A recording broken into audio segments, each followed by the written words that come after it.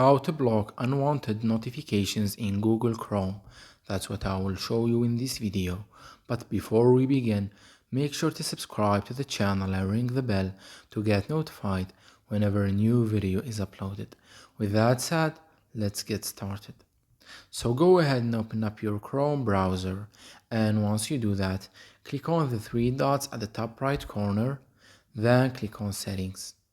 And here, from the Basics section, click on Notifications, and once you do that, you will be redirected to the Chrome Notification Center on your mobile device, in which you will be able to turn off all of the unwanted notifications and stop them.